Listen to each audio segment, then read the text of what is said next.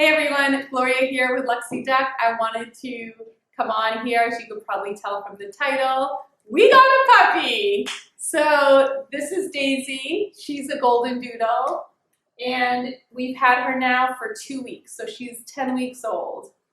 I did want to wait a little while before announcing this to make sure that I wasn't going to have any type of allergic reaction. I do have an allergy to dogs, dander, whatever it is. We found out the hard way when we rescued a dog last year, and it did not go well. So this year we decided to do a Goldendoodle. She is an English Goldendoodle. She's 10 weeks old now. She is so sweet and fluffy. This is the little pen that we're keeping her in for now, and we're working on training. She's chomping on a bully stick right now, and she's being really good. So these are some of the things that I wish I knew the first time and things I would do differently. When we got our dog last year, first of all, like I mentioned, I was allergic. I would never suggest getting a dog for the first time and bringing it home to your family if you are not 100% sure that you don't have any allergies and nobody in your house has any allergies. Because I will tell you, that was a terrible surprise, like horrible. It was bad. Everybody was devastated because it wasn't immediate. It took a few days for it to really start to kick in. But once it did, it was in full force, and it was really hard for everybody. So before you get a dog, check everybody's allergies. The other thing I would do differently that we didn't do last year is that we did this year was we did not make it a surprise for the kids. Last year it was different because when you're adopting, you don't know you're getting the dog until they're calling you and saying, yep, it's yours, come pick it up. So there was no way I was going to tell the kids that we were planning on getting a puppy if it didn't work out. They would be so sad, and I don't know, it was just like, I didn't want to get their hopes up that we were even thinking about getting a dog until we knew for sure we were getting this dog. So I would not do it that way again, because we literally got the dog and we had no training. We had nothing, like literally had to stop at Petco on the way home to buy food and a crate and treats and dog bowls and all that essential stuff that you need. And it's much better off being prepared. We knew for a while before getting this girl, Daisy. So we were able to get toys and, read up on books and watch YouTube videos on training and get all that set up before we brought her home. And it was a much less stressful experience. So I wouldn't suggest surprising everybody with a dog.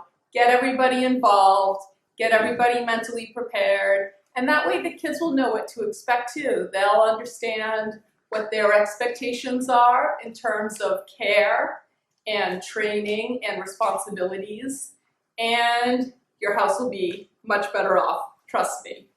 The other thing I would do differently from last year is, oh, he's gonna jump. Yeah, come here, I'm still here. Should I keep filming in the dog pen then? That seems kind of ridiculous. All right, guys, I did need to take her out. She did need to go potty, so my daughter took her out.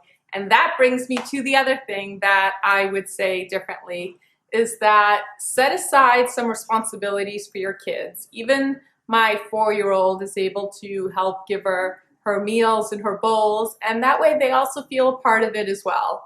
My 14-year-old definitely had a huge part in this.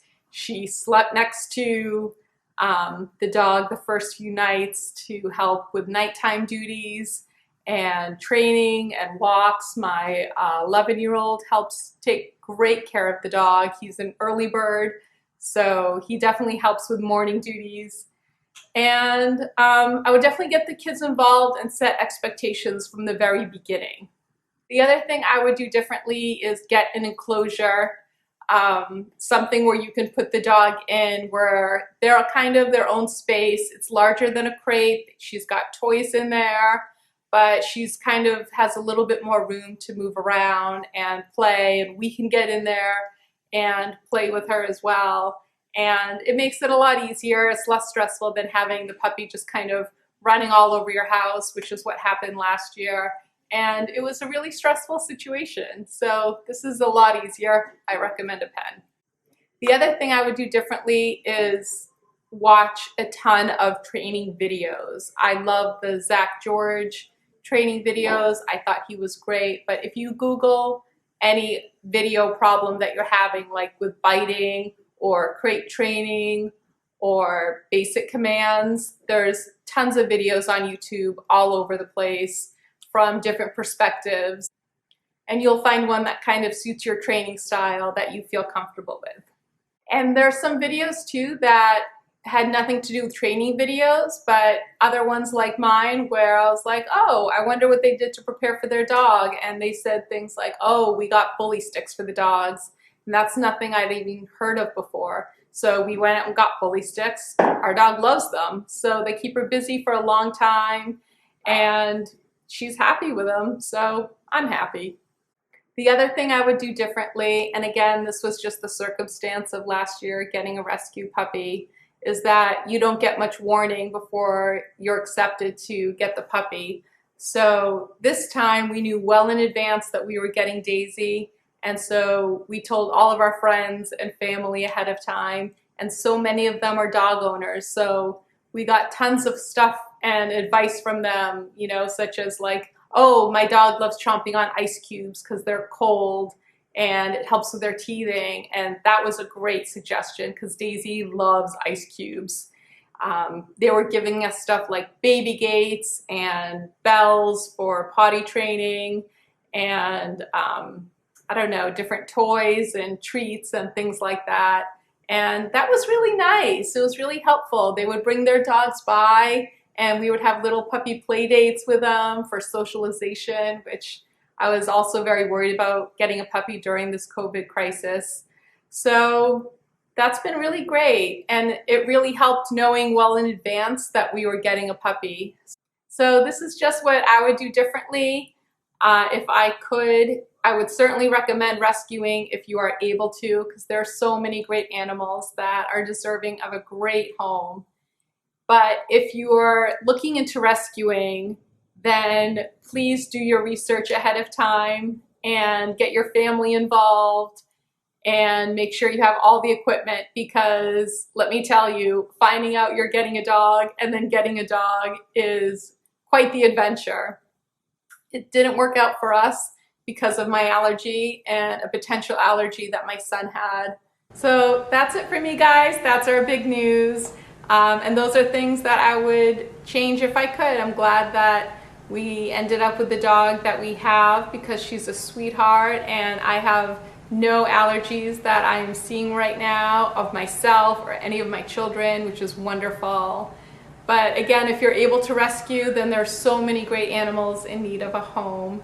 So if you're able to rescue, just go ahead and do all your homework and get prepared, because when you get the call that your animal is ready to be taken home that day, you're taking that animal home that day. So just get ready and get your family ready too.